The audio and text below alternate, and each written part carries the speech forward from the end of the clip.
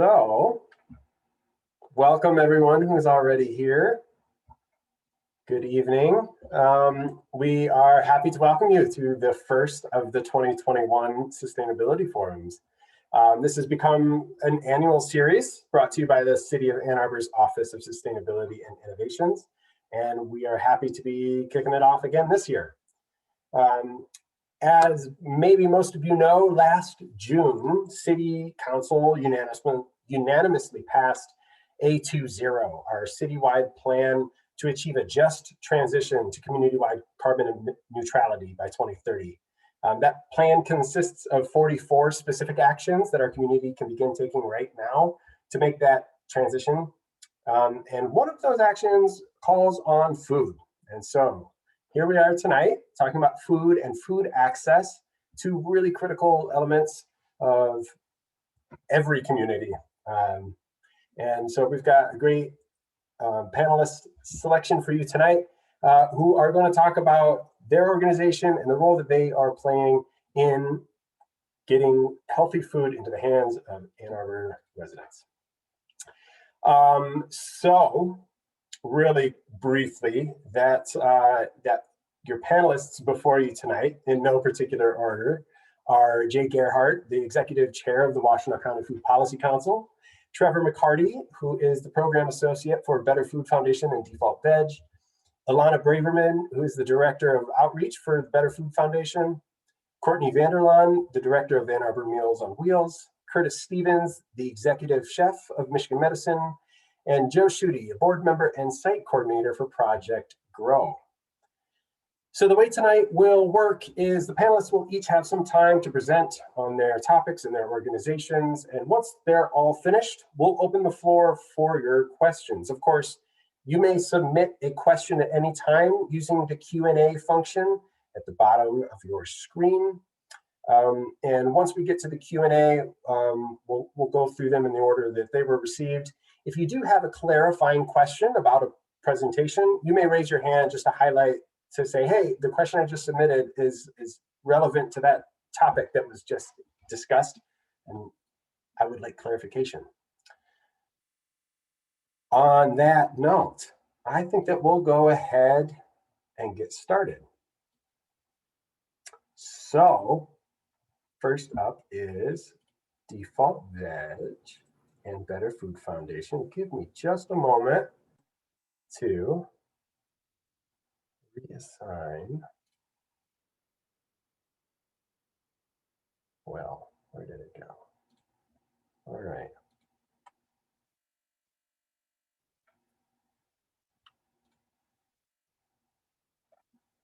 I almost need another set of hands to do this.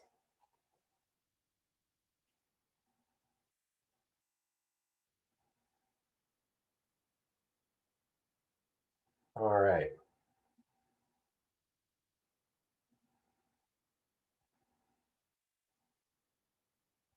So we have up first DefaultVeg and Better Food Foundation. So speaking on that are Trevor McCarty, who is the Program Associate for Better Food Foundation, where he helps with the research and implementation of DefaultVeg and other projects. He's also a graduate student at the University of Michigan School for Environment and Sustainability, or SEAS, where he studies environmental behavior and communication. Trevor holds a BA in biopsychology, cognition, and neuroscience from the University of Michigan. And Ilana Braverman is the Director of Outreach for Better Food Foundation, where she's focused on the nexus of climate change and food choices. Ilana leads the DefaultVeg campaign, where she consults with leading universities, businesses, and conferences on how to use the science of behavioral nudges to reimagine the way they serve food. Her recent TEDx talk on the topic was called Moving Beyond a Hamburger Default World. Previous to her current role, she worked for the Jewish animal advocacy organization, Shamayim.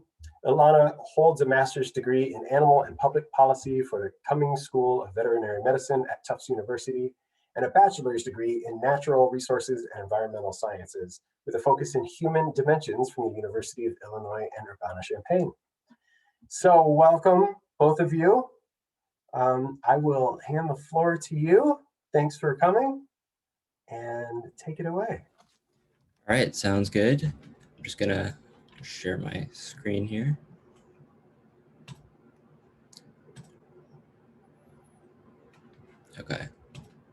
Okay, so I'm just gonna assume that everyone can see what I can see right now. So as Zach expertly stated, my name is Trevor. I'm the program associate at the Better Food Foundation, as he said, and I'm joined by Ilana, who is the director of outreach there. Ilana will help answer any questions after we give this presentation.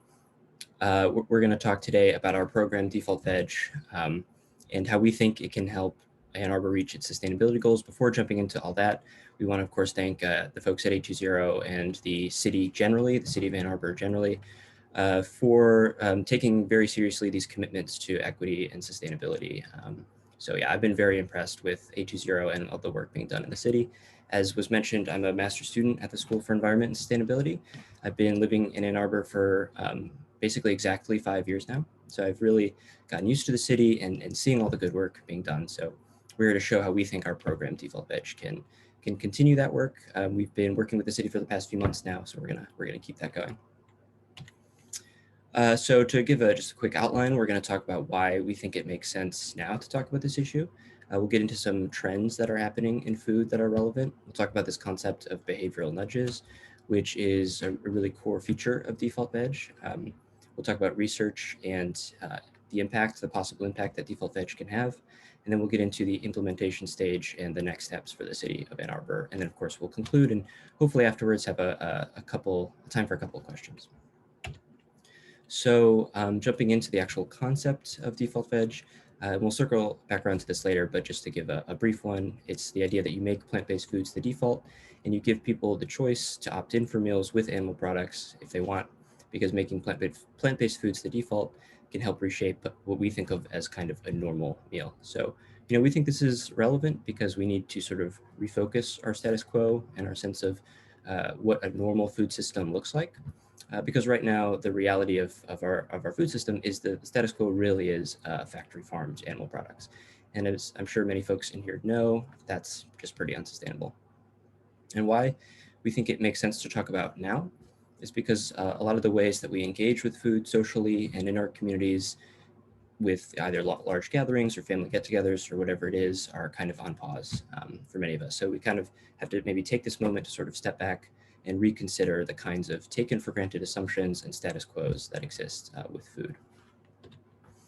So let me just move this out of the way. So to get kind of more into what we think are sort of food trends happening right now, I'll kind of go by these slides pretty quickly because I think a lot of folks in here are going to be pretty familiar with this. So the first thing is that we really view plant-based foods as much more of a movement than as just a fad that's fading away. It's very foundational now in a lot of people's diets. Everyone seems to, or many people seem to want to include plant-based foods into their diet more so. So we're seeing these kind of like plant-based awards and declarations going on every year. Food service providers like Aramark and Sodexo are introducing all sorts of plant-based options into their menus, as well as culinary trainings. And this is happening with these organizations, but many other institutions too. And here's just a few data points that I think are pretty interesting and relevant. And one that sticks out to me is this 98% number. 98% of consumers who buy plant-based meat also buy animal-based meat. And this is relevant because this conversation isn't just for vegans and vegetarians, but it really can be for everyone. It's we think of DefaultVeg as being a very inclusive project. Now moving into the concept of behavioral nudges, which is very important for DefaultVeg. But before I kind of get into the details of it, I'll ask people to imagine that you're in the grocery store, maybe Kroger or Meijer or something, and you have a cart full of stuff. You're getting towards the end of, you're getting towards the checkout. And what many of us probably have noticed is there's always a bunch of pop and candy and trinkets and mints and gum and all that kind of stuff. And many of us are probably guilty of throwing those in our cart at the end of the trip. And that's a very intentional design. That's not just a coincidence. Many of us probably didn't think we were going to buy a bag of M&Ms when we went to the grocery store, but we end up doing that. And that's because when you're at the end of your trip, you're just more likely to make that kind of impulse buy when you're at the checkout, when you're putting stuff on the conveyor belt. So this is an example of a nudge, and a quote that I really like by Cass Sunstein and Richard Thaler, who are two researchers, is, quote, "There is no such thing as a neutral design. So designs have effects, even if we don't always notice them." And getting more into that is Professor Richard Thaler, who received the 2017 Nobel Memorial Prize in Economics and was the author of the book Nudge. And the core of this is, the core of that book is how defaults can lead people to make one decision over another just by virtue of having different defaults be the ones that you find. So for example, the kind of classic example is organ donation rates. So this is a very successful example of defaults working. If the default is that you're automatically an organ donor, which is contingent on these different countries, and you have to opt out if you don't want to be one, many people will choose to stick with that option of, in this case, being an organ donor, because the default, because people just tend to stick with that inertia that the default provides. So this slide kind of reveals that, showing Austria, which has an opt-out policy. So again, by default, you are a donor, and then you can not be one if you want. And Germany, which is the flip side. And we just see this really stark difference in the amount of people who actually are organ donors. And that, of course, has huge consequences. Organ donation is an incredibly important thing. And that data was replicated in these other countries as well. The blue bars showing the number of people agreeing to donate organs in the opt-out programs, and then the green bars showing the number of people who agree to donate organs in the opt-in donation, with an opt-in donation policy. So you can, again, see this huge difference that has massive consequences. So we put these kind of two ideas together, that plant-based foods are very foundational and important to people and gaining in popularity on the one hand, and on the other hand, the fact that this idea of defaults seems to be particularly powerful. And you get, you put those two things together and you get our program, DefaultVeg. So getting back into kind of the definition and the concept, again, you offer plant-based meals by default, and you can give diners a choice to add meat or dairy upon request. And that's the core of the idea. It can be really easy for catering conferences and dining facilities. We think there are two big reasons why it can be very inclusive. For one, plant-based foods offer a lot of flexibility with dietary restrictions that sometimes animal products don't. And DefaultVeg preserves choice. No one's forced to have one diet or another. There's always that choice to have the option that you want. The next reason is that it can be pretty cost effective by being cost neutral, or in some cases saving money. And what's especially relevant to 820 is that it can have a big impact on reducing CO2 emissions. So the way DefaultVeg can work is replacing the amount of animal product-based meals purchased by, in some cases, upwards of 40%. And this, of course, is going to have a big effect on CO2 emissions.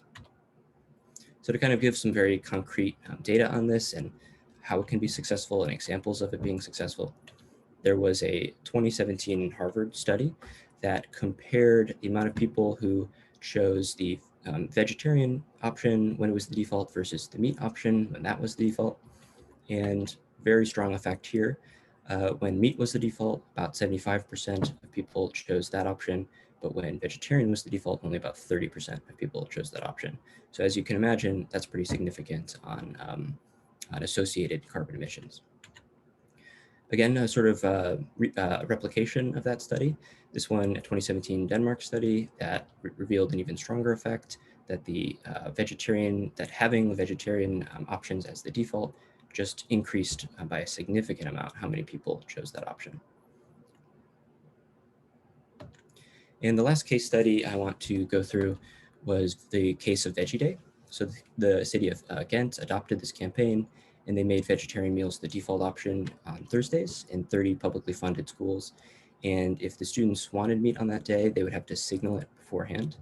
So again, just flipping the default. And the result of this was even stronger, that about 94% of students decided to eat vegetarian on Thursdays.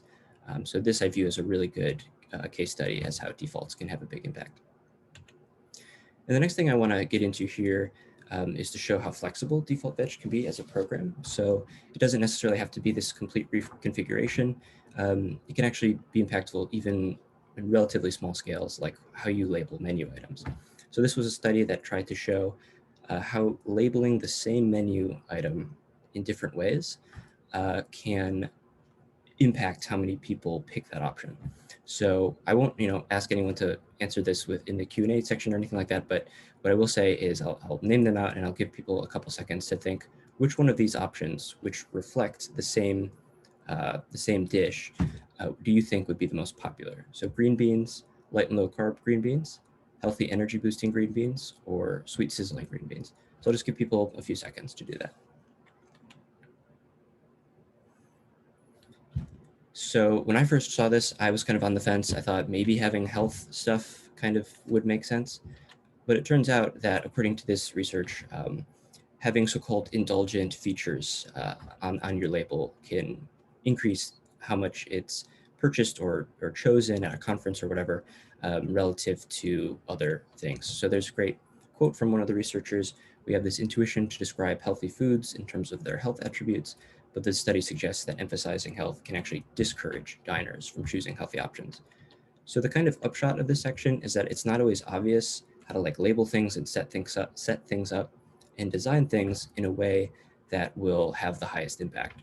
So even something as seemingly trivial as how you label something can have a big effect. So some general rules might be you might want to avoid things like vegan because even though that's accurate, it might feel exclusive, but you might want to talk about in your labels provenance or flavor or look and feel, which can also be very appealing.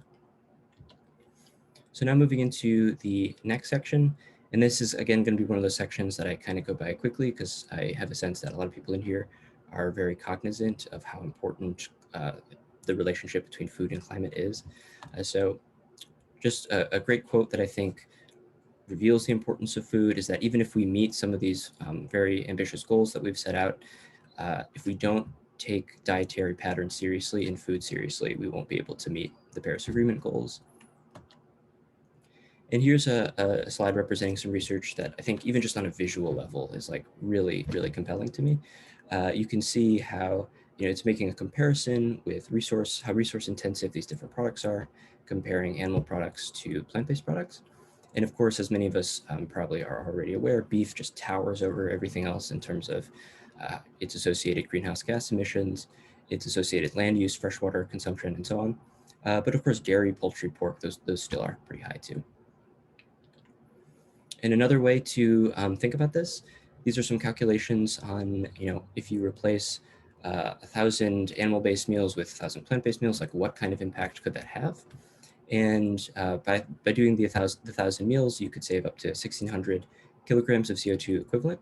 And this is about the same as driving 4,000 miles in a standard car.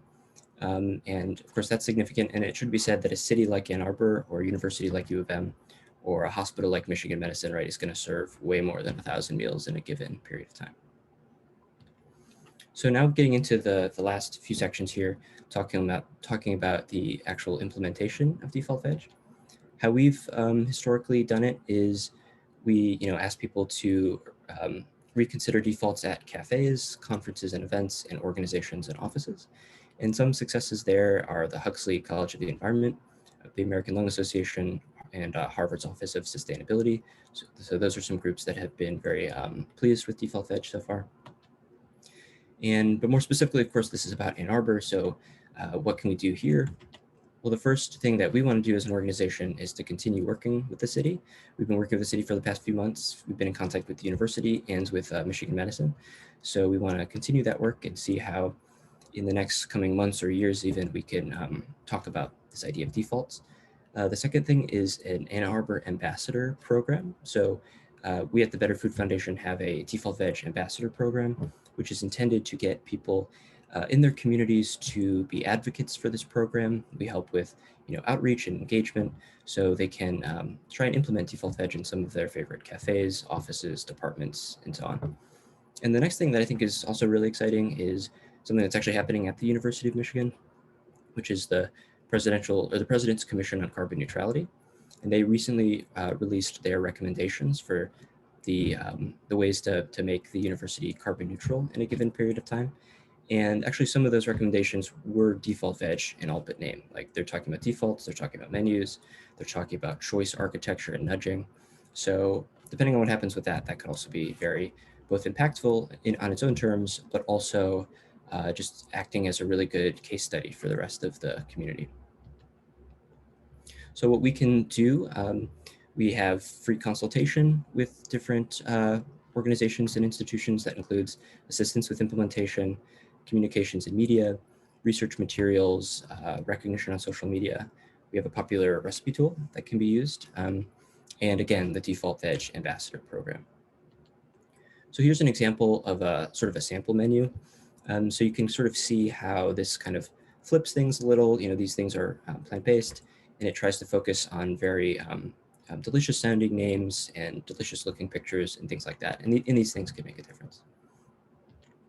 Again, we offer one-pagers and research materials that can help ambassadors and others with the process of implementation. Here's a screenshot of a recipe tool, so you can get a sense of what that looks like. And again, circling back to the DefaultVeg Ambassador Program, this is open to anyone who's interested.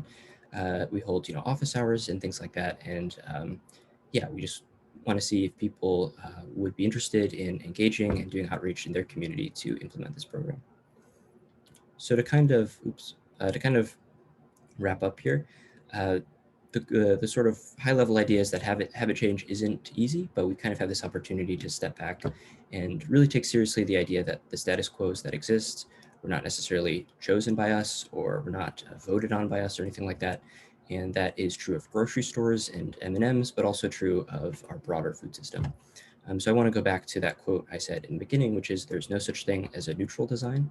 And because I think that's true, that means maybe we can have some agency over the designs that exist around us, and hopefully make one that's a little bit better. So yeah, that's the idea. If you're interested in learning more, you can go to defaultveg.org. You can follow us on social media at DefaultVeg, or you can contact us at info@defaultveg.org.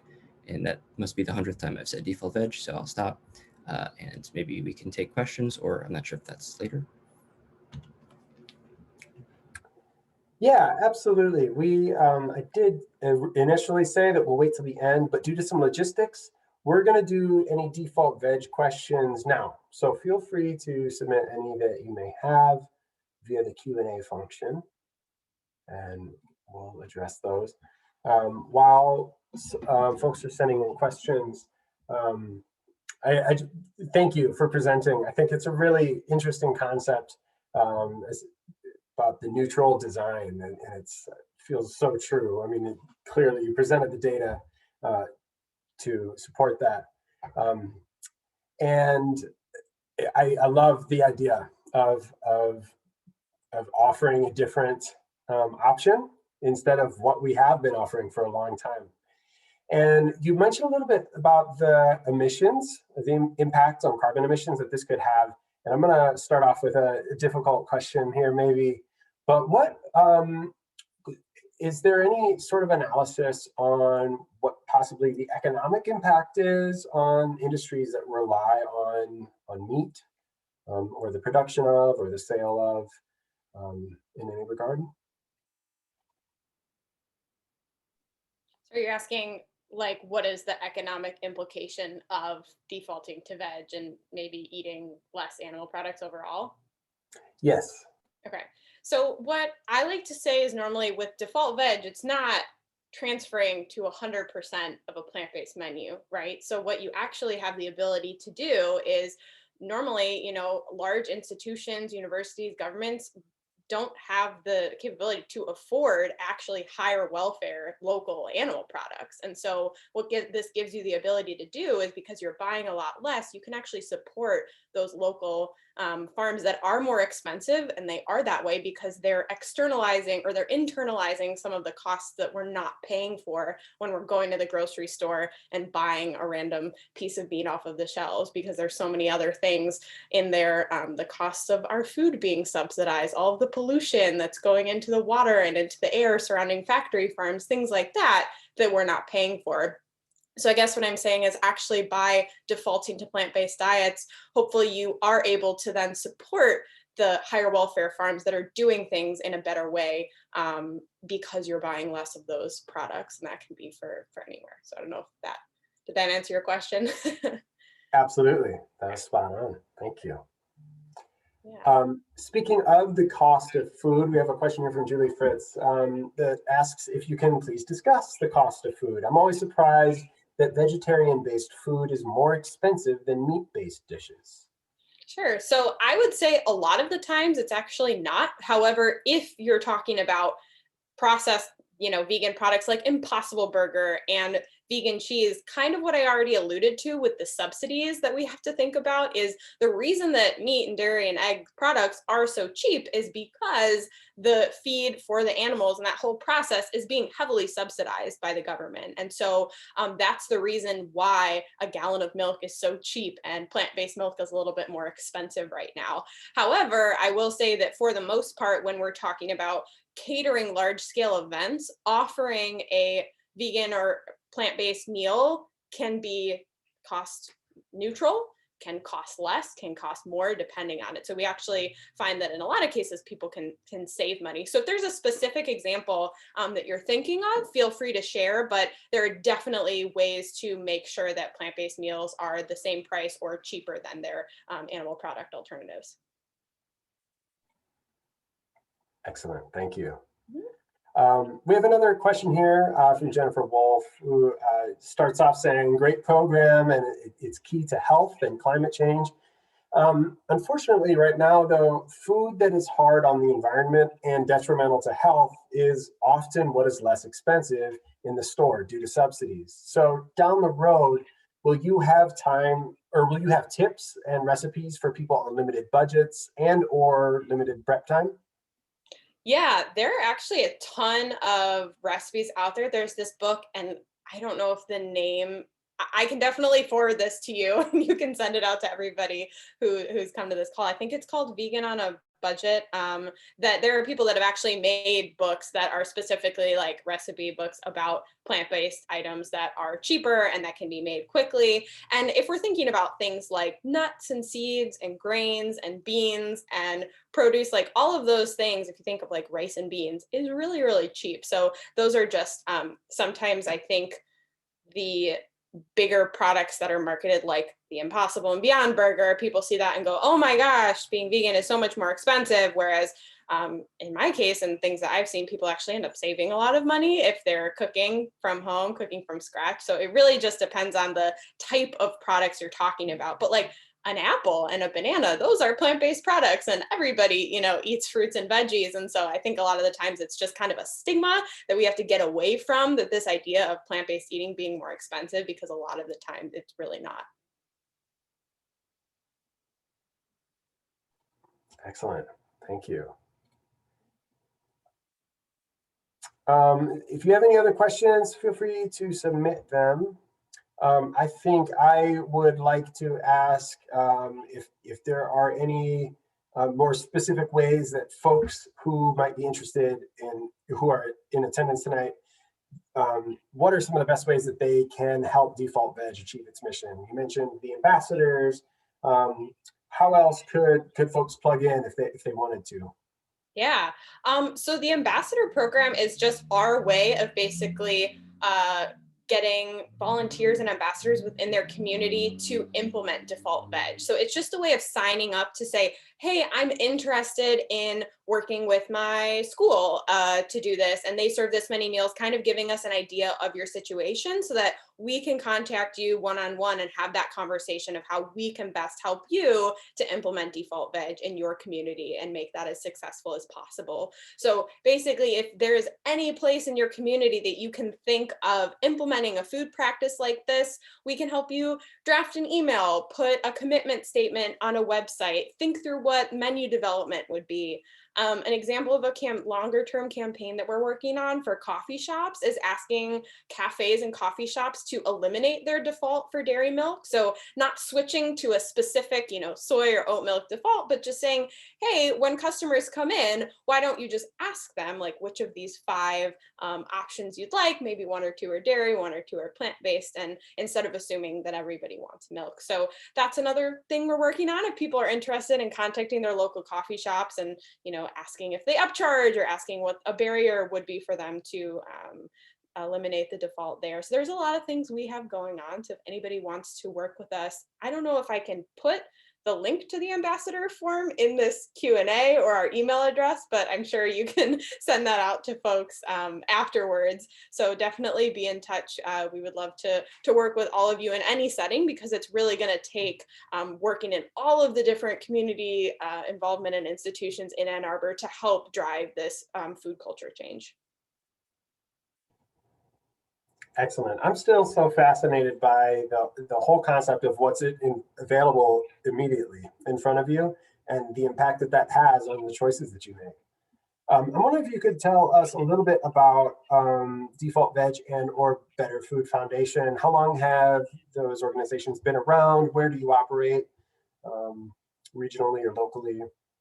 Sure, yeah. So Better Food Foundation has only been around for a couple of years, but some of you may know of Farm Forward, which is our partner sister organization that's been around for about 13 years at this point. So we have similar messaging, different messaging, but some people working on both. And Farm Forward really talks about kind of that less and better messaging. We talk about higher welfare animal certifications and that idea I talked about earlier of being able to support higher welfare farmers, also reduce our consumption overall. Better Food Foundation focuses specifically on climate and dietary health and reducing our consumption of factory farmed animal products and really moving away from that. And so DefaultVeg is a campaign of Better Food Foundation. It's really only been around for 2 years, and officially we relaunched and started our big outreach at the beginning of 2020, which, as you all know, was challenging because we started working with conferences and events and all of these different places only to have them canceled. And so that's kind of why I'm talking through more of this idea of working specifically with organizations, with conferences and events for 2022 and beyond to sort of plan ahead for that new sustainable normal and pitch this idea to them now so that we're maybe changing the process now so that when we go back to eating, it's not, normal hot dogs, pizza, hamburgers, and then putting a change into place, but kind of doing it now because things are going to be different anyways. So there's a lot of different ways to approach this, and we are definitely a newer program. So if any of you are interested in this or think you have friends or colleagues in other fields that might be interested in adopting something like this, please connect us with them. We'd love to have a conversation. That's fantastic. Well, thank you both so much for joining us tonight to present. Trevor, you'll be around at the end to answer any additional questions during the open floor. And in the meantime, thank you both so much. We appreciate it. Absolutely. Thank you. Have a wonderful evening. Absolutely. Okay, so up next, we have Joseph Schutte. And I'm working on getting him in here. Just a moment. All right.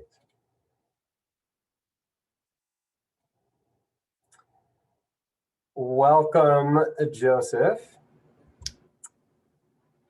I think you may have put Joe back. Oh, yeah. Sometimes I can do this.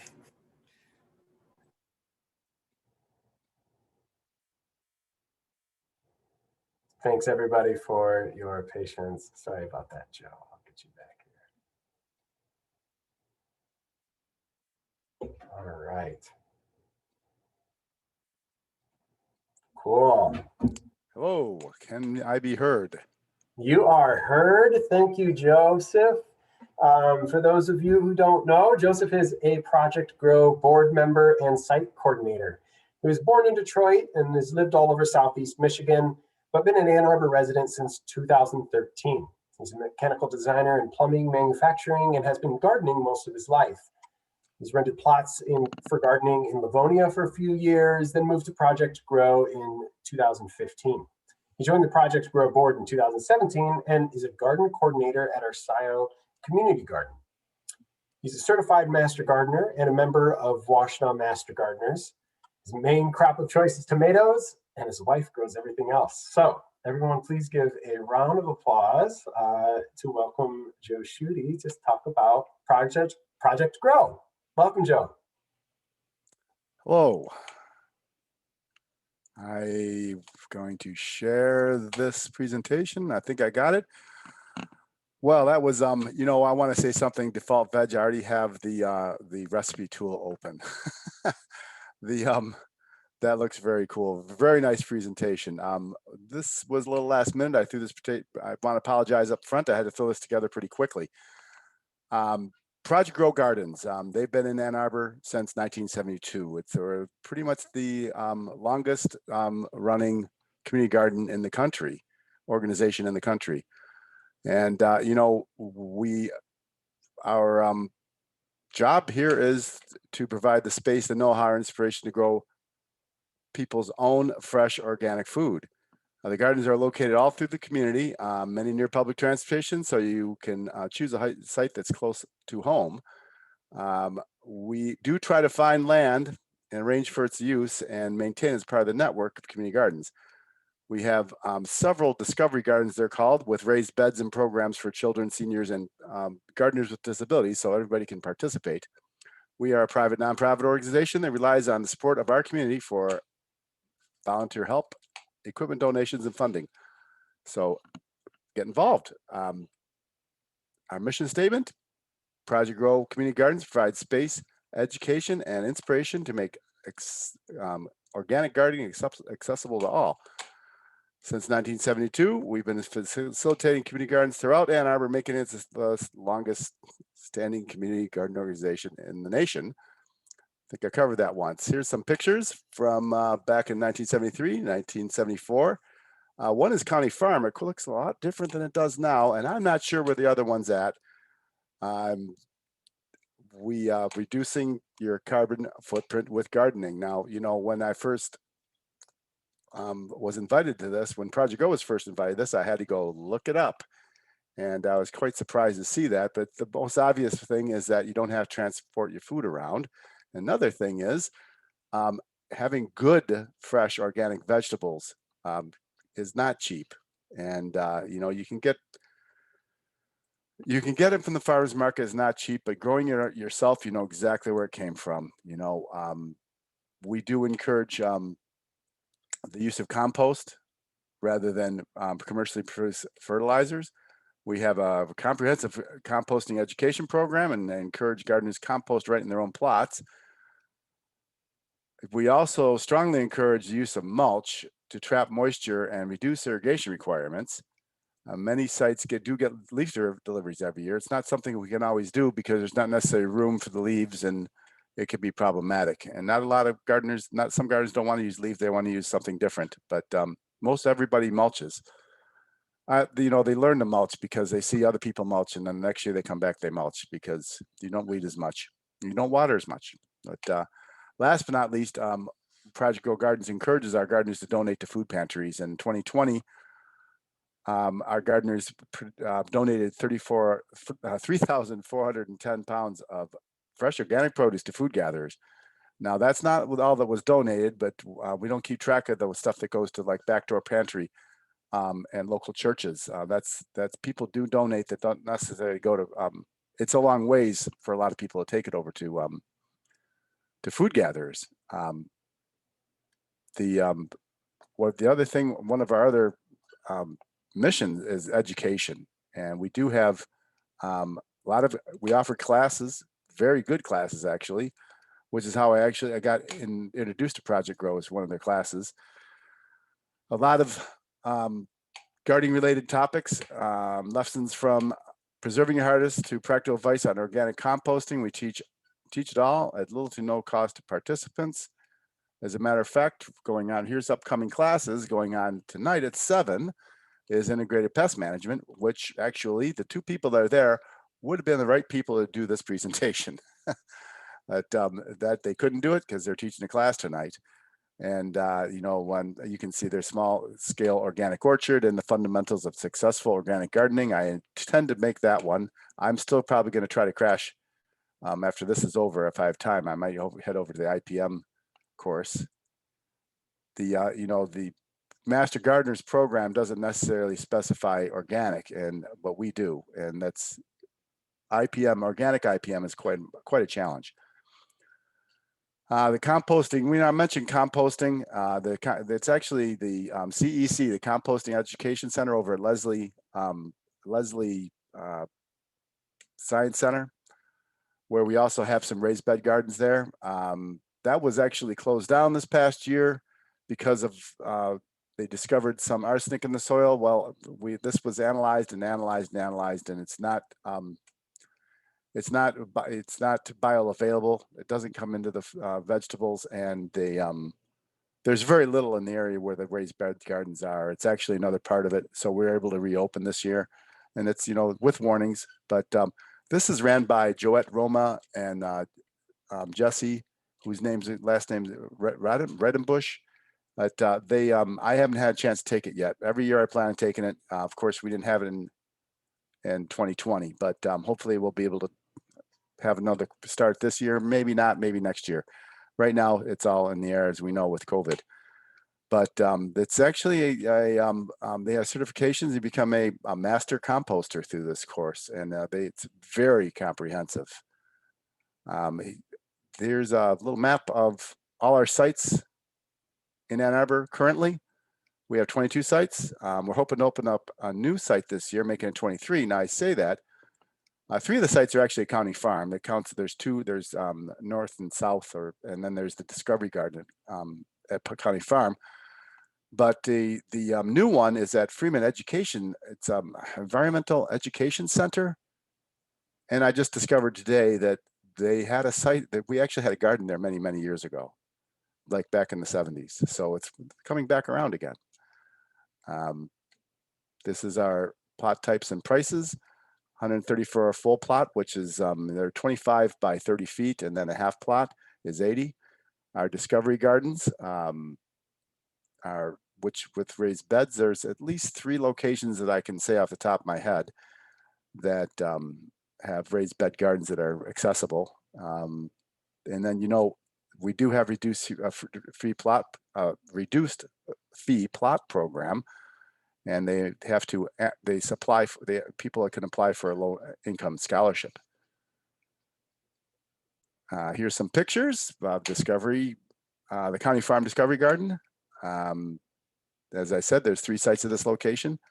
One site has traditional plots, and the second site has annual and perennial. Here's some more nice pictures. This is Scio Community Garden. This was a brand new one. We opened up in 2018. It was the first year, and sold out without a problem, and then sold out before April this year. It's extremely popular this year. We've had a big surge, as people may have heard about in gardening. This was at Food Gatherers. That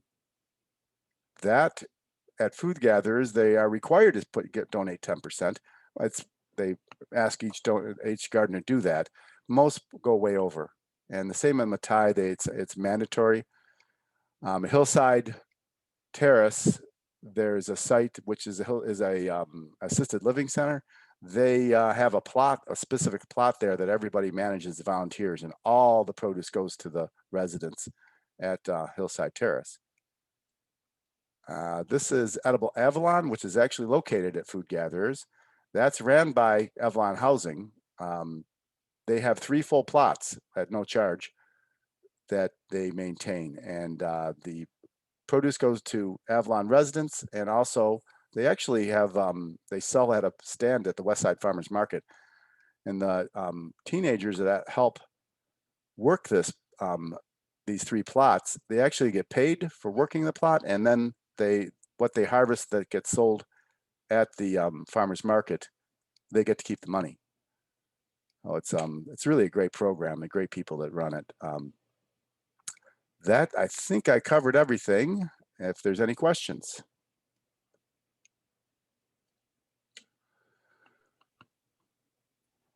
Awesome. Thank you so much, Joe. You're welcome. We will continue to hold questions until the end so that we have enough time to get through all of the panelists. But I will mention that Dorothy Hastings recommends buying veggie seeds soon because places are selling out. Yes, that's true. Like several of the larger operations like bakers, and they've stopped. They keep stopping sales to catch up, and then they open it back up again. And some are only allowing regular gardeners 2 days a week to order. So yeah, they're going to sell out again this year probably. Yeah, well, and with COVID and everybody's home now, I think more people are taking up home gardening and getting ready for this season. Well, okay. Thank you so much, Joe. We will have Joe back at the end. We'll do some Q&A with all of the panelists.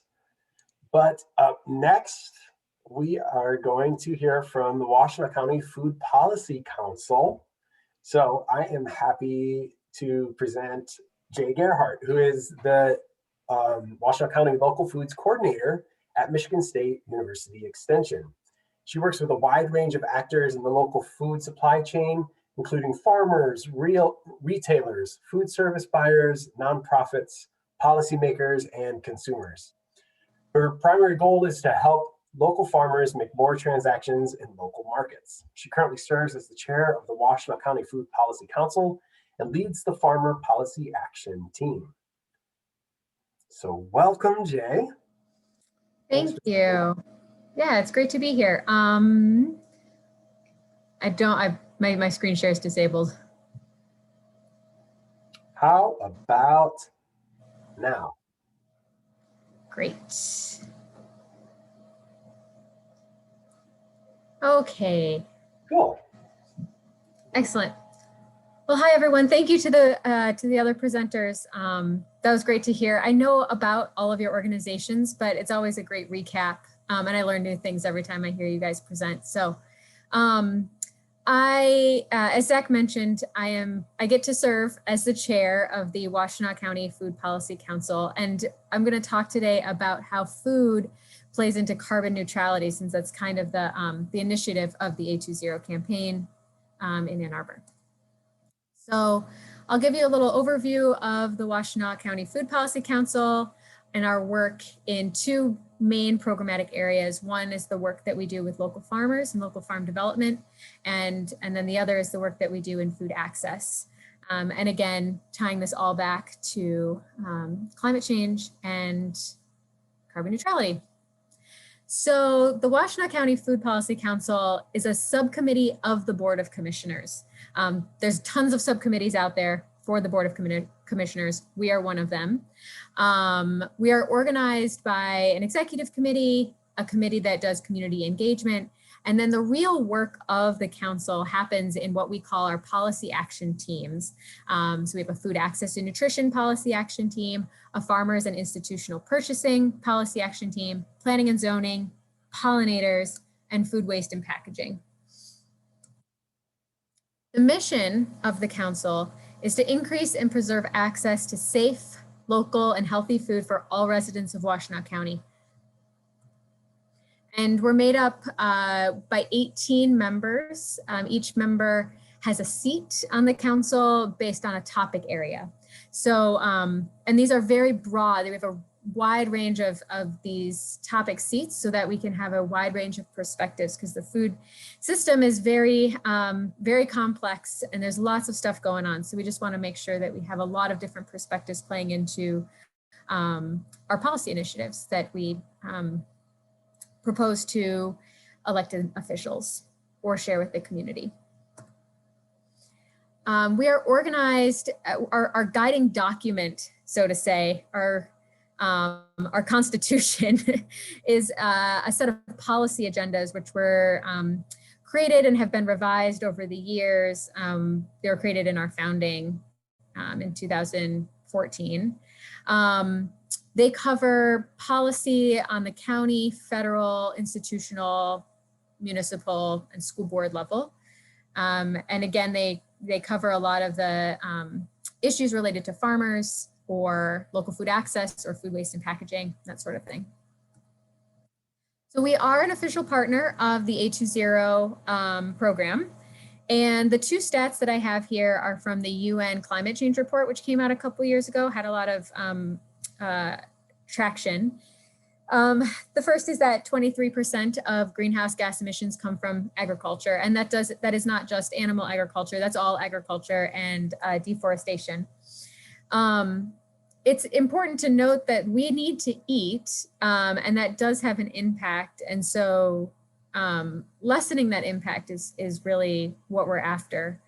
The other side of it, so that's the production side. The other side of it is that is kind of the food waste side, where 25 to 30% of food that is produced is wasted, which it's essentially a carbon sink, carbon positive, to just throw that food into a landfill after so much energy has gone into making it. So I'll talk first about the work that we do with local farmers. We have 2 seats on the council that deal with agriculture, one with urban agriculture and one with rural agriculture. And then of course we have this whole policy action team that works on farmer issues. And we have some external partners as well. Michigan State University Extension, who I work for, and Growing Hope are 2 of the main ones currently. Those are not set in stone. We get partners all the time. Project Grow could be a partner. DefaultVeg could be a partner. The thing that we really focus on with local farmers is reducing the barriers for beginning and underserved farmers to farm. Lots of these types of farmers are coming into farming with either a social or environmental agenda initiative. And we are focused on policy that can help them do that work, that can help them find land access, that can help them find the capital that they need, building markets. A lot of that can and does relate to policy. And so we have kind of an eye on that for and with them.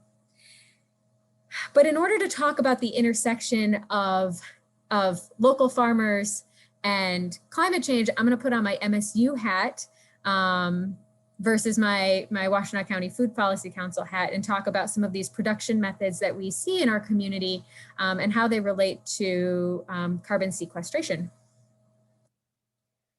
So we all probably know that soil matters. Soil is where carbon is, soil is where plants grow. We have lost a great deal of our topsoil over the years due to an over-focus on very efficient farming methods and less of a focus on like the biological stuff that's happening under the soil. And so in order to sequester carbon, we need healthy plants that can pull that carbon from the air into the soil. And we need, and that boosts up our soil, which then grows healthier plants, which can then sequester more carbon, and on and on and on. So what are the farming practices that sequester carbon? So we hear a lot about how terrible animal agriculture is, but I'm here to defend the livestock farmers for a minute. We do have a significant number of livestock farmers in our community whose bread and butter is on animal production. And there is a lot of great data on how intensive grazing systems can sequester carbon. The animals are pooping, they're fertilizing the soil. That's helping grow stronger, better plants, which have deeper roots, sequester more carbon. So when done in a specific way and intensively grazed, animals are actually a carbon negative for us. And so it's important to keep that in mind, and we'll get into how you can find some of those specific types of farmers and support them, and then be supporting sustainability initiatives. And the other one that I want to talk about is the no-till agriculture. This here is a picture of Green Things Farm. The Green Things Farm Collective. They are located just north of the city of Ann Arbor in Ann Arbor Township. And no-till, every time a farmer tills the soil, you disrupt the soil structure, you disrupt that soil biology that has carefully been established. Worms are killed, small animals.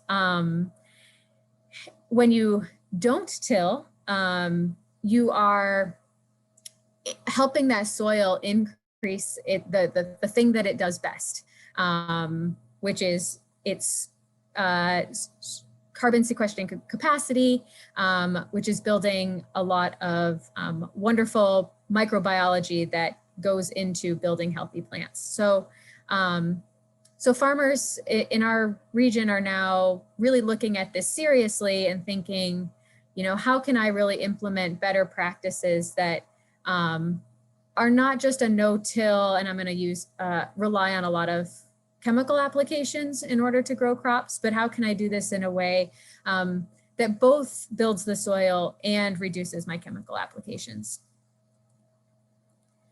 So how can consumers know what's going on these farms? It's tough.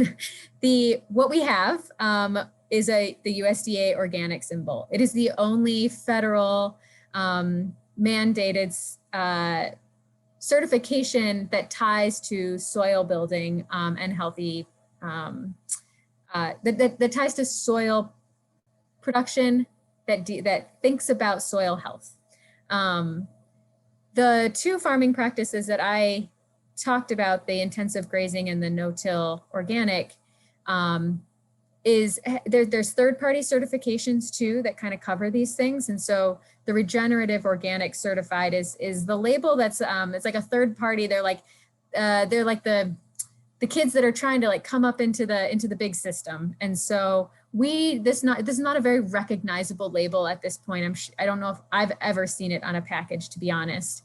But we have seen a lot of the USDA organic. So these things evolve, and hopefully we have better certifications that consumers can trust, that really do deal with climate change and can tell us exactly what kind of practices we can be supporting to reduce our carbon footprint. Your role as eaters, because we all are eaters, is to first buy small. The shorter that food chain, the less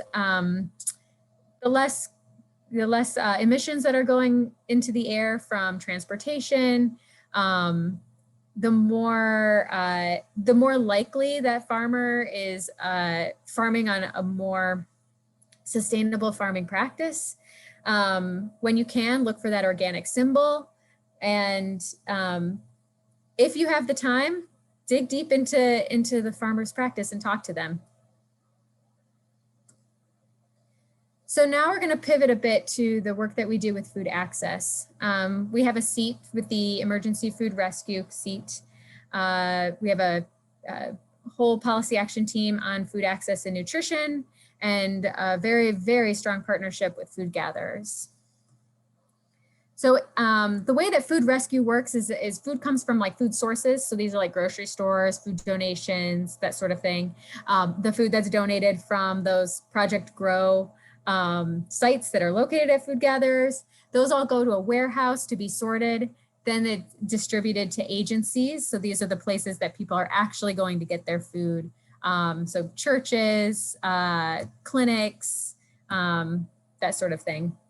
And then it gets to the client or the end user. So where does all this food come from? A lot of it comes from retail, and then, you know, it's divided up into other places that the food comes through. But a lot of it is donated from retailers like Kroger or Meijer. And again, I'll get into this in a second. But who's getting this food is a very diverse pool, to be honest. Children, adults, seniors, they're often very low income, and those who are employed. And there's a variety of race and ethnicities. We don't collect countywide data on who is on race and ethnicities in our food rescue system, but national data does indicate that it's often disproportionately people of color. So it's a very important thing to keep in mind when we're thinking about, you know, food rescue and who needs this and why. So this whole food rescue system is really reducing waste. That the food that could be thrown away from those large retailers.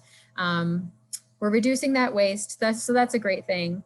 But the number one issue facing food access is the wealth gap, which is often a racial wealth gap. And, you know, when we think about who can afford, who needs food, who cannot afford food at the moment, those choices are extremely limited for that population. You don't have a lot of choice. And so it's important that when we think about increasing like food access for the environmentally sustainable food, that we're also thinking about this wealth gap, and that if we do want more of good, well-produced food that's coming from sustainable farming practices, that we really need to be intentional about reducing just the number of people that need food, which has gone up dramatically just since COVID. So we have a long way to go in that arena. So there's lots of issues here that I did not cover. I just skimmed over skimmed over the surface, it feels like. But we invite you to engage with us. We have a website, washtenaw.wordpress.com. You can also email us at washtenaw@gmail.com.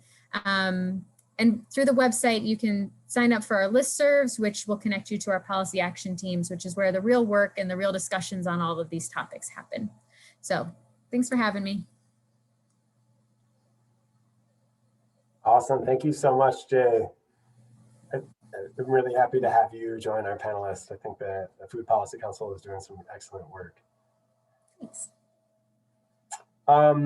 Okay, so speaking of excellent work, we have up next Ann Arbor Meals on Wheels. And so I'm excited to present these two.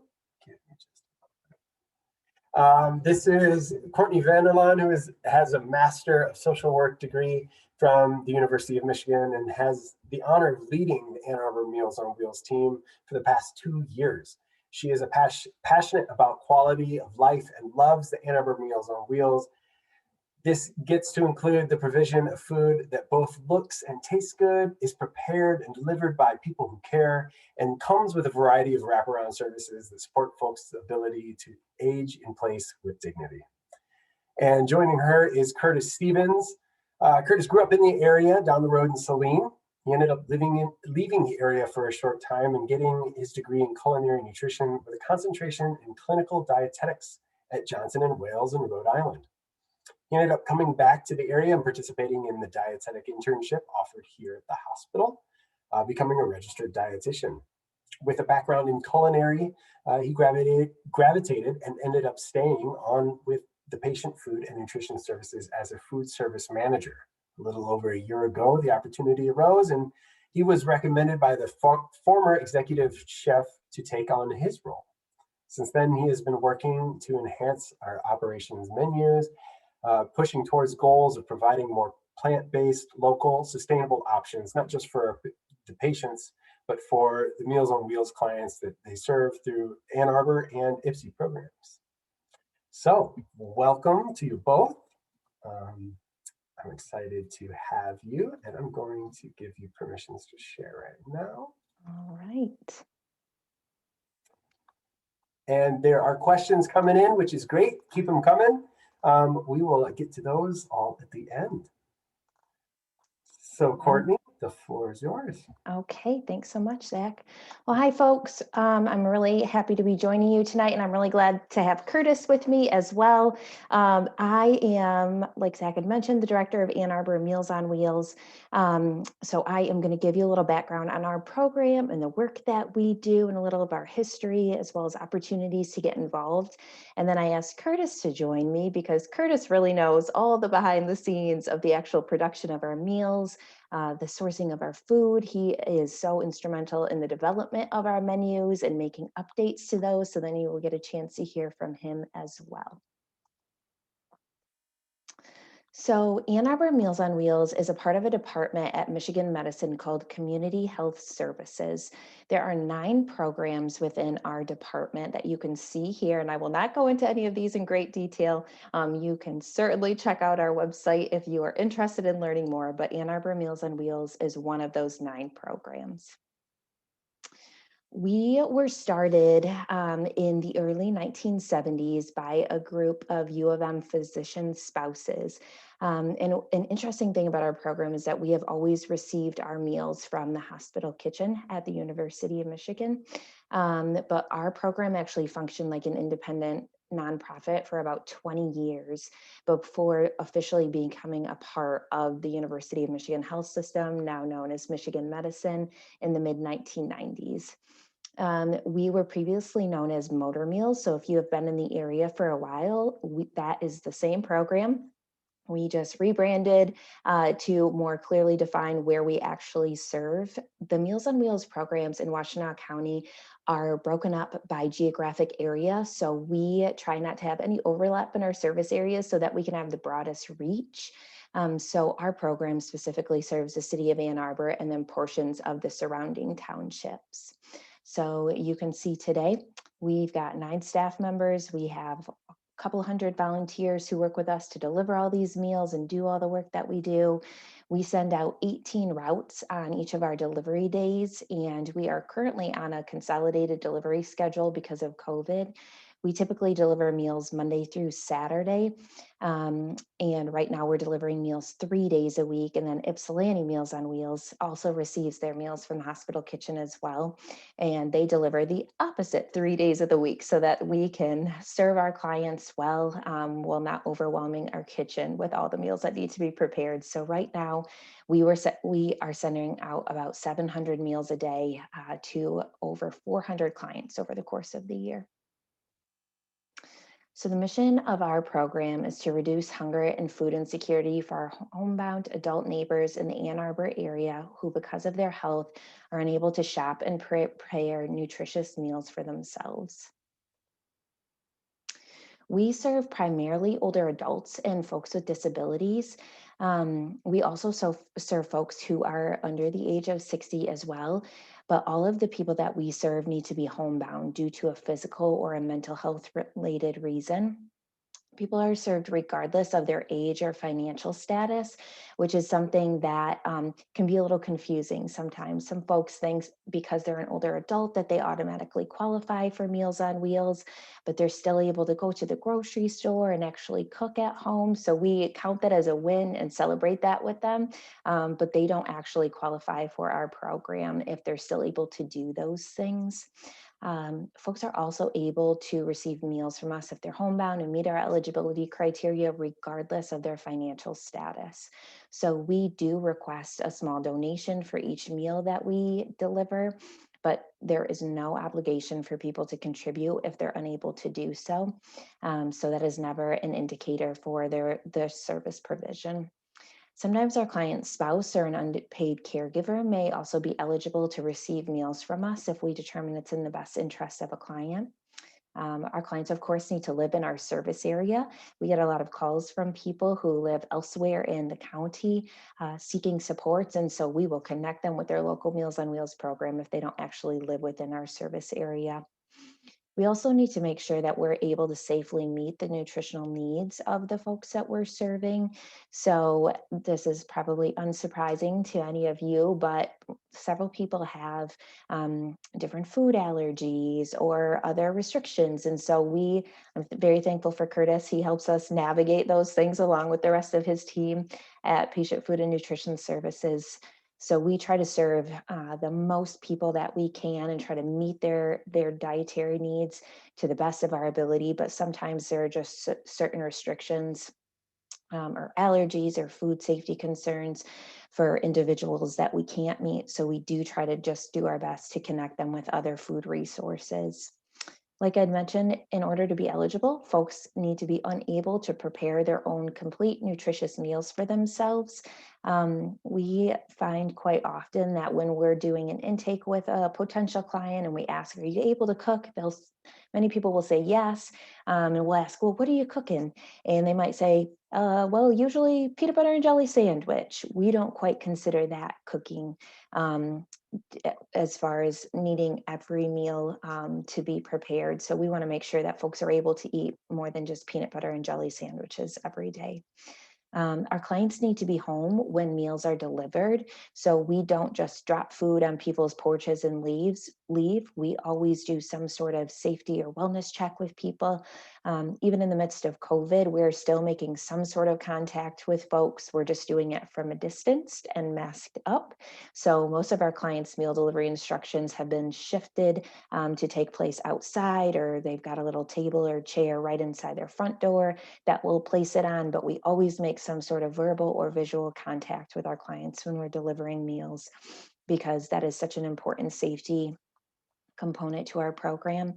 Many of the folks that we serve, live alone, and we might be the only people touching base with them or talking to them throughout the day. And so that's something that we continue to take very seriously, especially in the midst of COVID.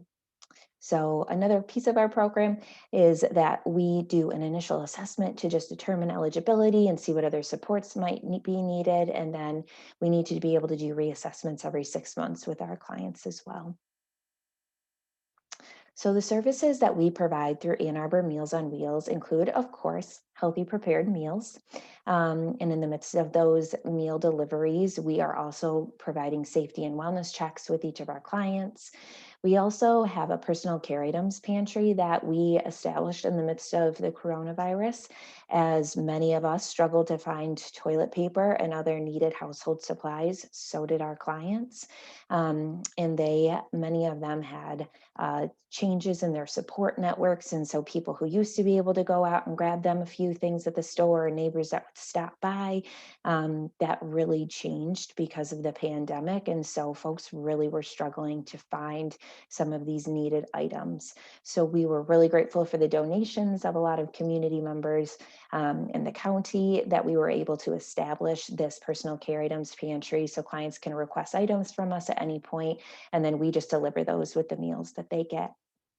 We also typically have a yard work support option that we provide. That's been on a temporary hiatus due to the pandemic and us wanting to make sure that we're keeping everybody as safe as possible, but we hope to be able to restart that as soon as possible. That's a great opportunity for groups who are looking just for a one-time volunteer opportunity to get involved. And then we always are accepting handwritten cards, as well as activity books that we pass out to our clients. Those are small little gestures, but they actually go a really long ways, especially in the midst of a pandemic, when people are feeling really isolated and the days feel long, and sometimes it's nice just to have something pass the time. So all of these services are made possible with the help of several volunteers. So if you are somebody that's wondering how you might be able to get involved with our program, any of these things are ways that you could get involved with us. You could sign up to be a meal delivery volunteer.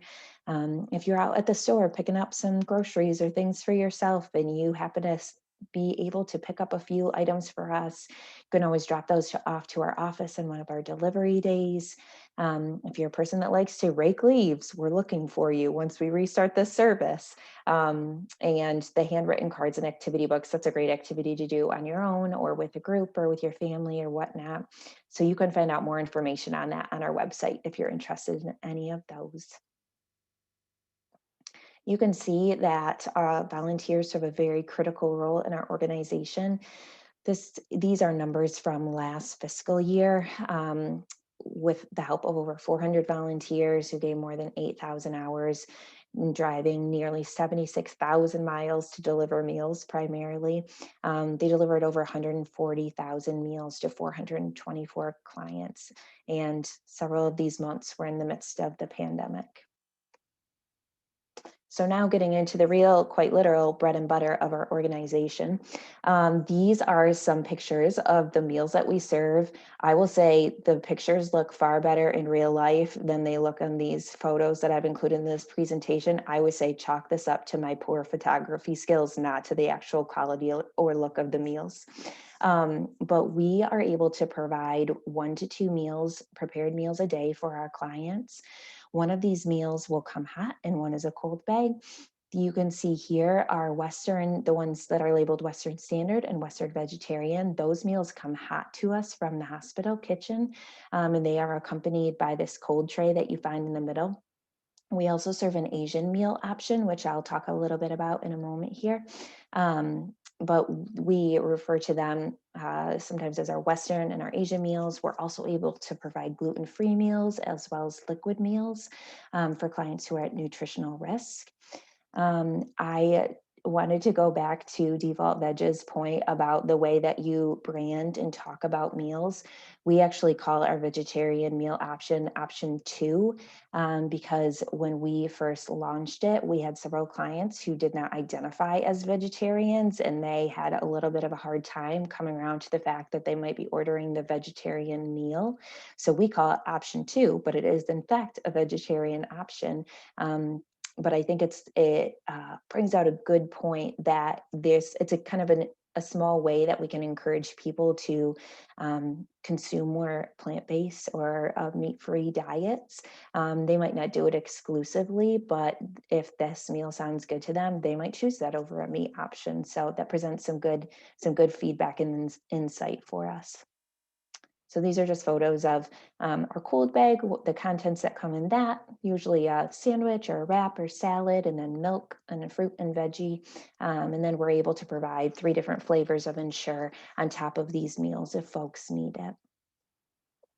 And then these are just a couple of photos of the Asian meal option that we have.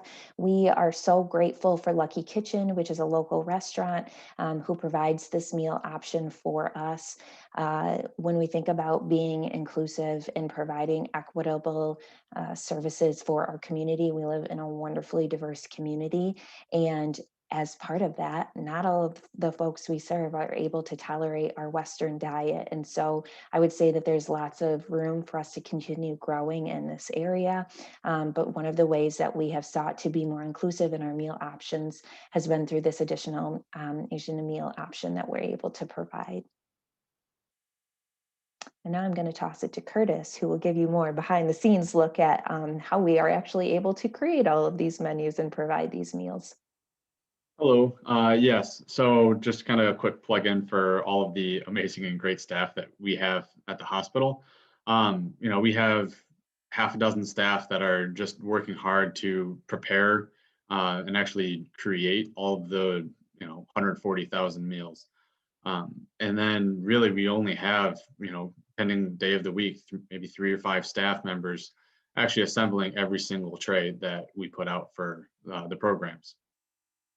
And we have another wonderful member on our team that, they take care of making sure that we have all of the product in-house in order to produce everything. And, running the nutrition, making sure that we're compliant for the program. It's all a well-oiled machine that, we're happy to be working with Courtney and,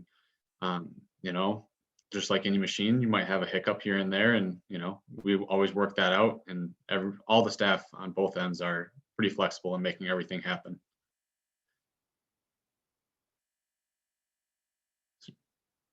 So just a little bit with the menu that we provide for the Meals on Wheels programs. So with the first and foremost, we want to make sure that we are providing a healthy, nutritious meal for the clientele. Really, for Meals on Wheels, this comes through the area agency on aging. Sorry, and they have more or less the standards for this program are really just have a healthy meal, variety of foods, generalized being standard. Reason why I can kind of generalize that is on our end, we take this almost another step where we want to be able to utilize these foods in our hospital. And so we have compliancy standards for the inpatients at Michigan Medicine that we make sure we try to hit. So some of the items that we might be able to offer Meals on Wheels program, we could have it available for our cardiac patients, or it could be available for our renal patients at the hospital. On that note, we want to make sure, we minimize the food waste that we have. Producing food for the Meals on Wheels program, some of the clients, they can opt in for, say they want meals on Monday, Wednesday, and Friday.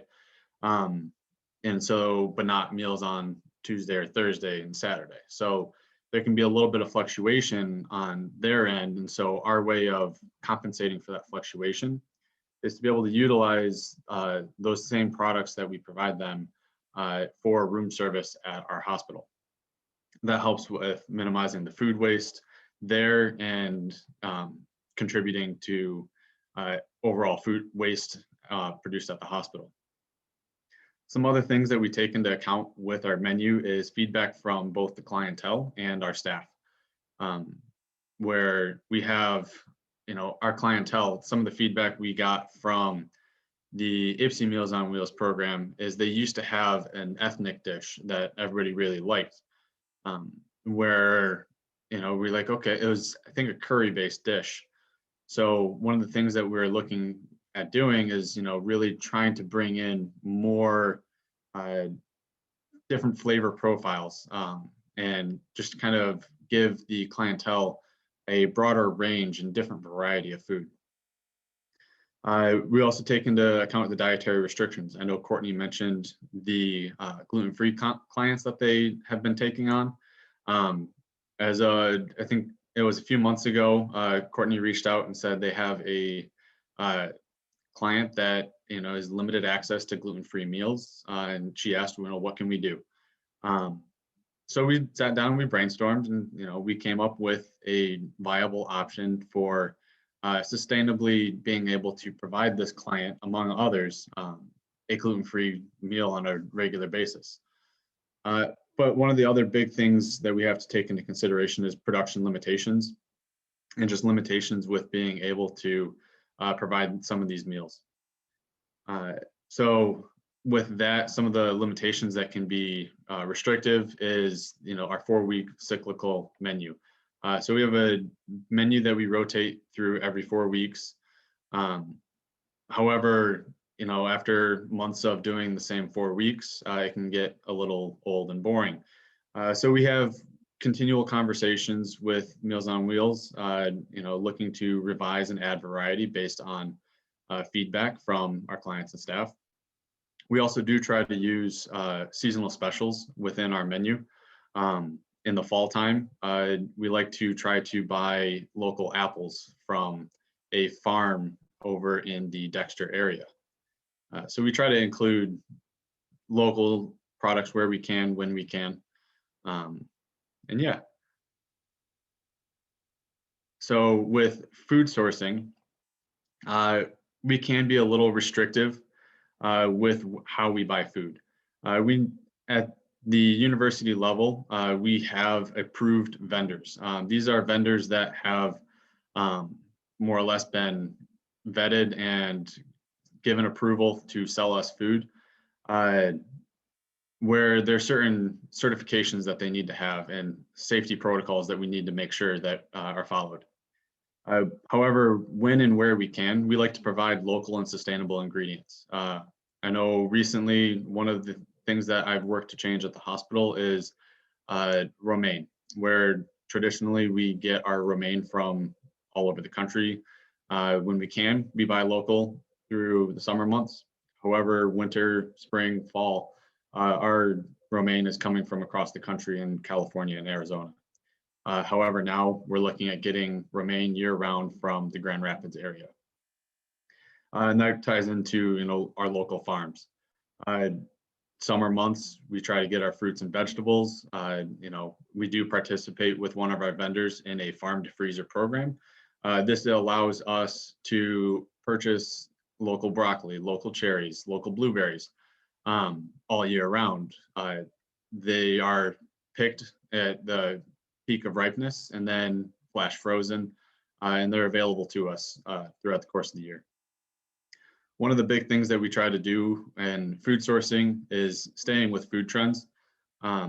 And doing that, we work with our vendors or manufacturers to stay on top of new and interesting items that might be great for our clientele. Another thing might be food shows and summits. We were put into contact through with several farms through a food summit last year that really kind of opened the doors for us in being able to provide local and sustainable products. With all of this and with the operation that we have, we face certain challenges. Biggest one we have is budget constraints. However, with that, we also have farming certifications that we need to make sure our produce farms have. They need to be GAP certified or GHP certified. These can often be costly for farms to actually get certifications for, often potentially being cost prohibitive, which means we can't buy from them, which in turn could limit product availability for our local and sustainable food sources, as well as the weather here in Michigan. It can change what's actually available for us to buy. Lastly, we have the delivery process for Meals on Wheels, where we're producing the food hot or cold in the hospital, and then taking it over to the Meals on Wheels program, where it is then delivered. So, thank you, Curtis. I just have a few little stats here from our last fiscal year to show the impact of Meals on Wheels on our clients' lives. So I think it's quite impactful to see that 94% of the folks that we serve said that they eat healthier because of our program. That 84% said that the home delivered meals that they receive through our program are their most important source of nutritious food. 90% had said that they agree that Meals on Wheels helps them maintain or achieve a healthy weight. 93% had said that their health had stayed the same or improved. Sometimes we talk about, especially with older adults, that it's not always about improving constantly. Sometimes it's just being able to maintain. If you're already at a good spot, just being able to maintain that. And then the last thing here are just some client quotes that I think drive home the point of this being such a community of people who are able to support one another, and how important it is for us to fill in any of those gaps as we're able. And just feeling really grateful for the support of so many people, both at the hospital and in our community, that make it possible to support our homebound neighbors. And if you want to contact us, I always tell people, just Google us. All of our information is right online there.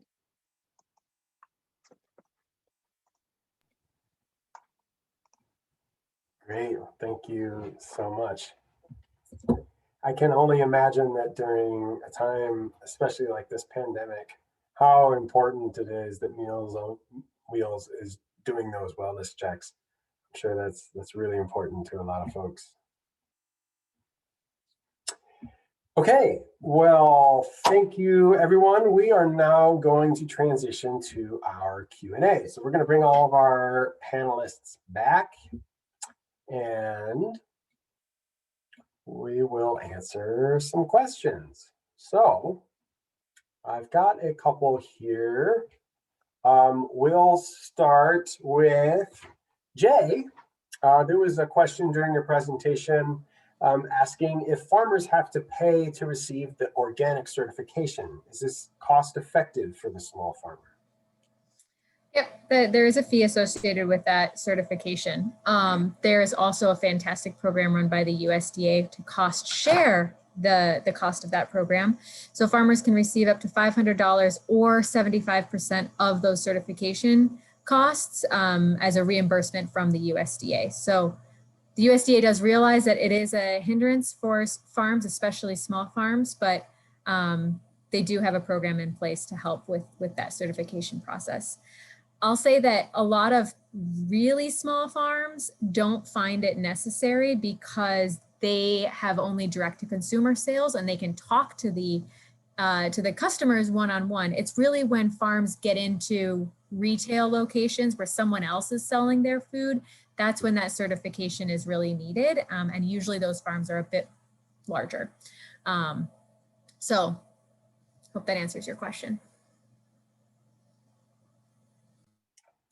All right, I have one here for Joe, which is, do you have tips for novice home gardeners? What's the easiest edible plant to grow other than tomatoes?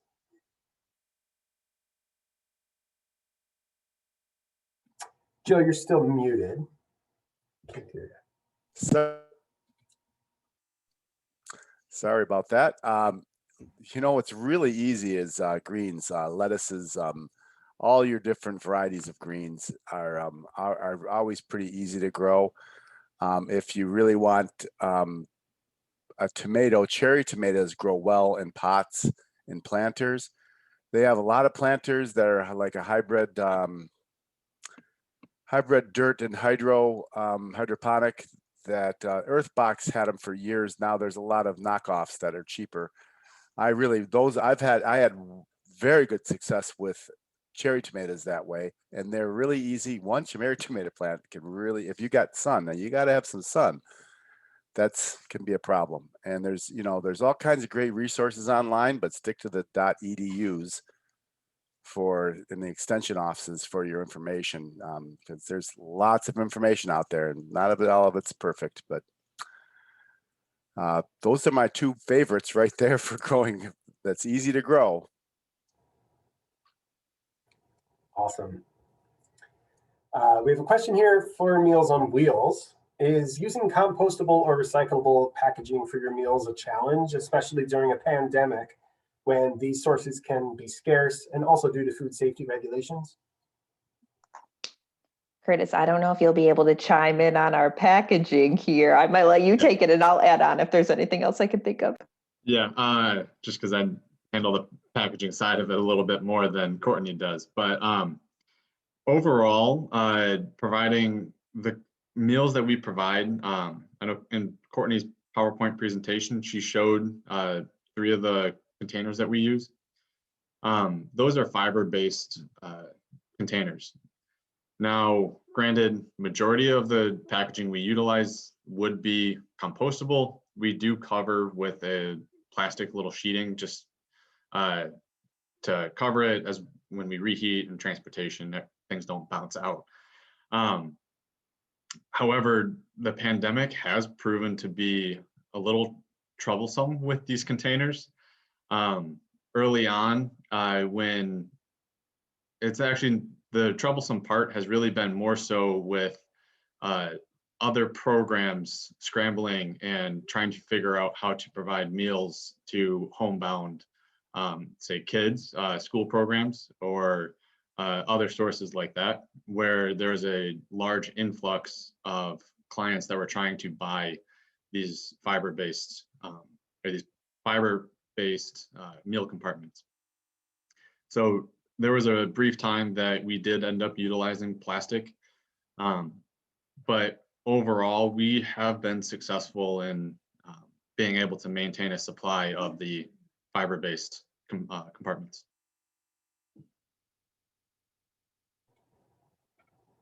Excellent, thanks, Curtis. Jay, I think this one is for you. What kind of things do people who attend policy action team meetings typically do or get involved in? That's a great question. Each policy action team kind of has its own like culture that goes on.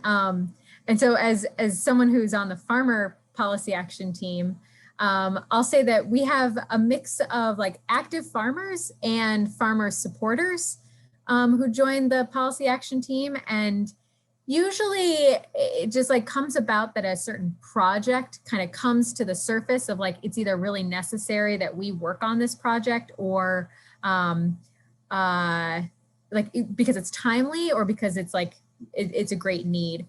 So for example, when COVID hit, we wrote letters to legislators on things that small farmers needed.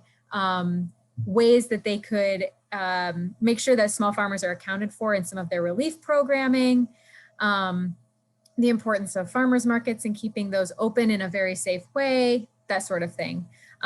We've also done a lot of land access work, again, with policymakers, educating them about the cost of land, property. I could get into the weeds, but I might not.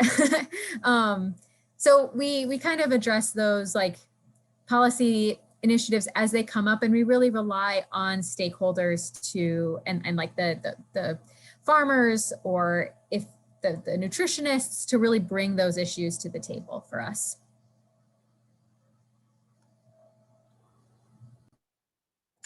Excellent, thank you. So this one's for the whole panel. You know, of course, we brought everyone here for this panel because food really does play an important role in our overall environmental impact. It's something that not a lot of folks tend to think a whole lot about, but also there's a huge equity component to food access. So there are a lot of things to consider, and it's a really important issue. So as we are bringing you all together in the same room, and we think about the success of each of your organizations that you're working on, what sort of partnerships, either in this room or beyond, could help your organization succeed in its mission? Yeah, I can say a few words on that. But before I do that, I want to just say how honored I am to be on this panel with you all. And I just love those presentations. They were all really cool.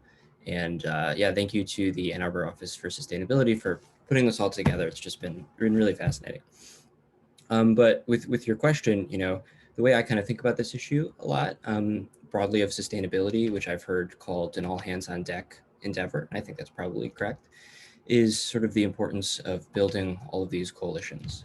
So the work at Better Food Foundation, you know, we do DefaultVeg, but we also work to build different coalitions in different contexts in this space. But in terms of sort of local partnerships, I do want to reiterate the importance of our like ambassador program and thinking about things in terms of community participation.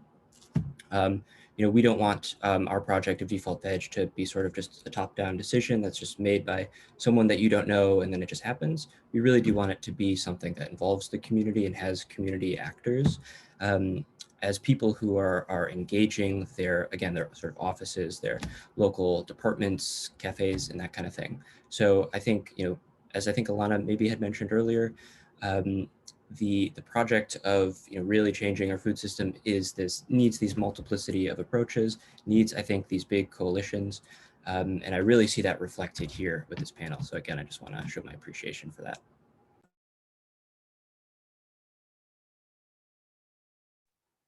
Okay, well, we're really happy to have you, Trevor. Thanks for coming.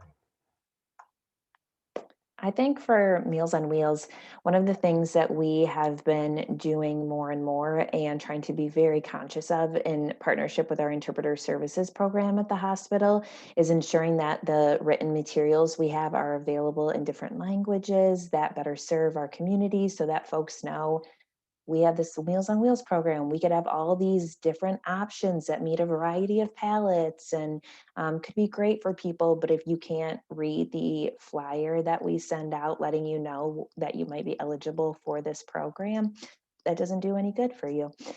So we are trying to do more with our written materials. We certainly utilize interpreters, which is wonderful for our intakes and our assessments and reassessments.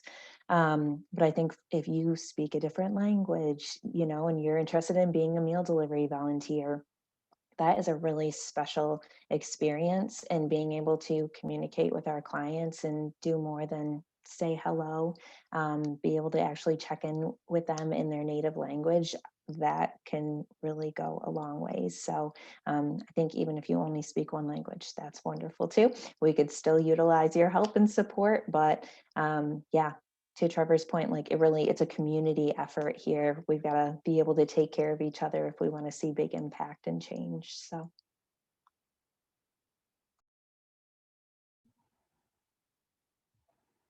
Certainly, thanks, Courtney.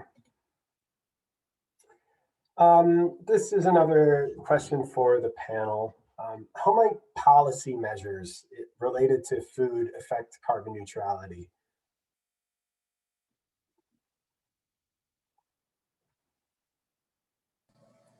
I feel like I have to take that one as the Washtenaw Food Policy Council chair. But it is such a big question, and it's so multifaceted.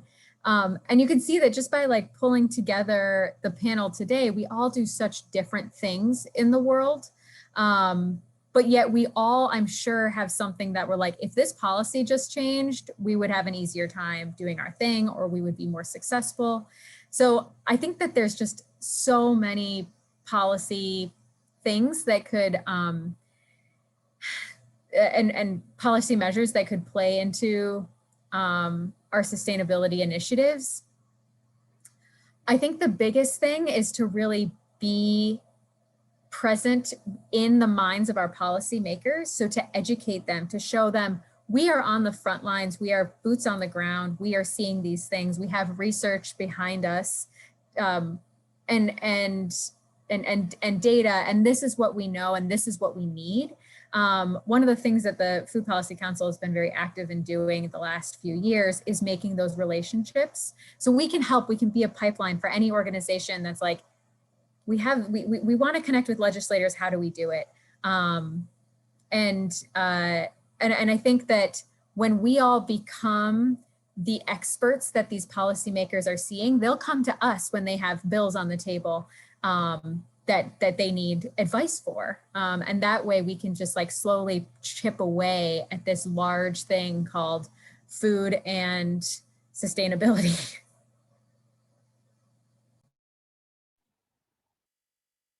Yeah, it's a big question to consider how food policy plays a role.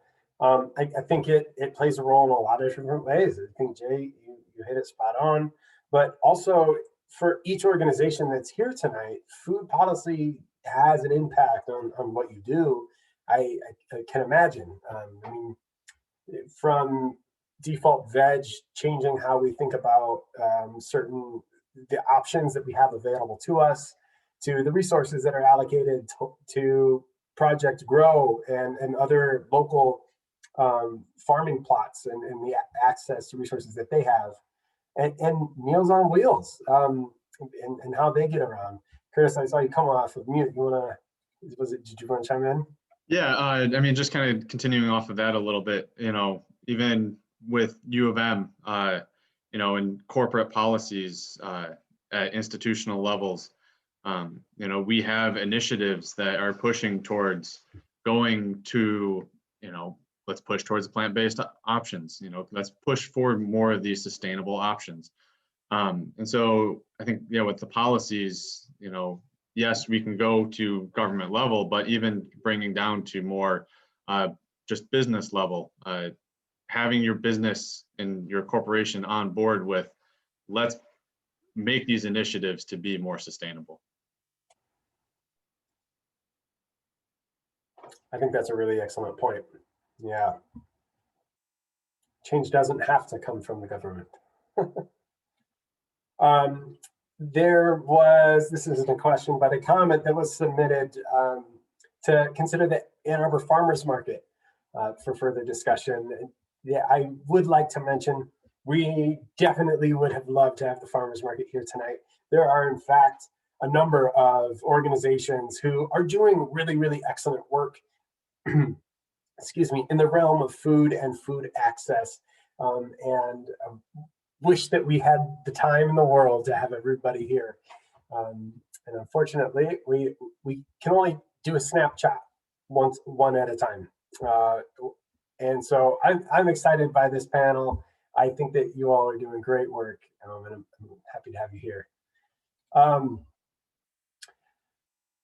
Let's see, I want to ask maybe a tougher question. I would like to hear from some of the panelists about what ways your organization is supporting equitable access to food. I think that in some ways that's been addressed, but I want to know if we can maybe touch on it again, or what are some opportunities for growth in achieving equitable access that you can see within your own organization?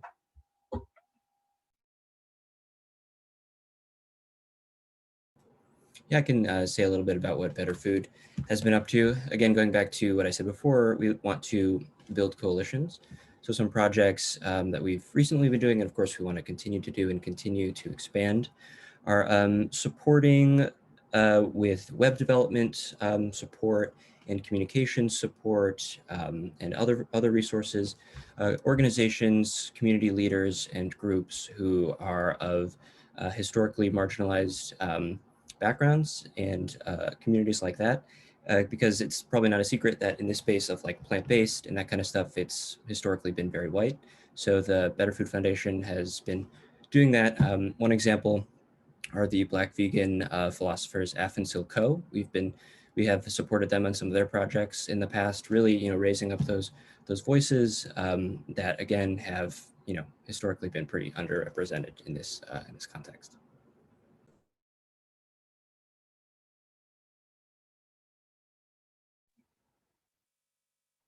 That's great. Courtney?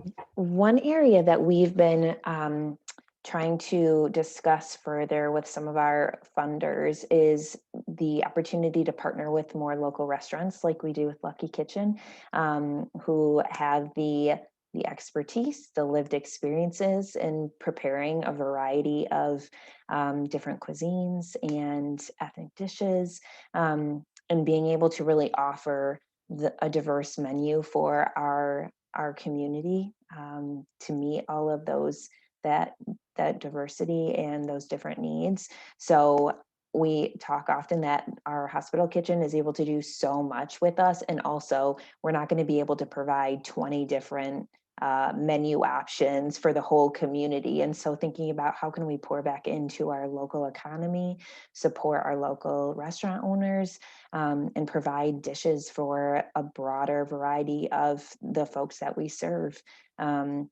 I think that our Western diet fits so many people's diets, but it's not the end all be all for everybody. So that's one area that we're trying to find some additional support to be able to continue growing those different meal options we're able to provide, so that people truly do have more equitable access to services and supports that meet them where they are. And another thing for our program that we are constantly learning and growing in is recognizing that there are, depending on how you grew up and what your background is, your desire to access different supports is going to be very different. And so there might be people who are very eligible for our program, but that is not something that is common for their family or their culture to be able to access those supports. And so that really puts us in a position to have to consider how else might we be able to approach this? What other sort of partnerships and relationships do we need to establish in our community to help build more of that trust and rapport, so that we're catering to our entire community and not just a subset of it?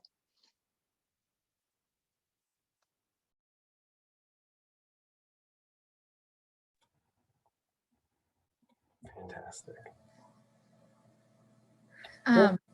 Yeah. Courtney, I love that, because it's like you're approaching your work with like an equity lens, and just thinking like, how do we, like, where are we missing the ball? And how can we just improve equity through just what we do? One of the equity pieces that I focus on within the council, and that I can speak to, because I can't speak well to our food access stuff, because I'm not in that world as much. But when it comes to farmers, we have a disproportionate amount of white farmers in the US. 98% of farmers are white. And that is due a lot to policies over the last century that have removed Black farmers from their land. And of course, before that, removing indigenous communities from their land. Land is a wealth builder for the US or for folks in the US. And so when you remove, when you have extreme barriers for folks to access land or keep their land, you're disproportionately affecting one type of farmer versus another. And so some of the policy stuff that we do is thinking about ways that we can improve land access for Black, Indigenous, people of color to access land when they can. This is multifaceted. It's a very big problem. We can't solve it as the Washtenaw Food Policy Council, but we can help. And it is something that we think about a lot, and has a lot of different components to it. So in that way, you know, like the more people that have access to farming, the more that they can be growing nutritious food for themselves, which both is a health benefit physically and a health benefit mentally, and builds wealth so that there's not as much demand for the food rescue programs. And it's just all around would make our society a better place.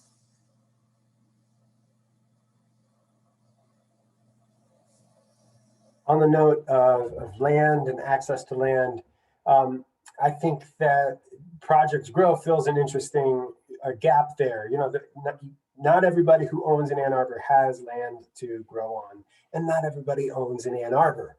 There are a lot of renters in our town, and I think Project Grow offers that space. And Joe, I'm wondering if you would be willing or able to speak to how someone might be able to go about getting a plot, or if there's anything else on that you would like to speak to. Well, registration is open right now. It's projectgrowgardens.org. If you just Google Project Grow Ann Arbor, it'll come right up. Registration is open. I recommend get in there and make your selections as soon as possible. It's time to do it right now. They were hoping, you know, we really need more space, but there's not a lot of space available, and it's not just space. You have to have people too. You know, if you just finding some space, we still got to have people that are willing to set it up and someone to coordinate at that site. But right now, this past couple of years has been very popular, and you know, some people think that's just a trend that may not in the next few years. It may not be as necessary, but if you want a plot, apply now.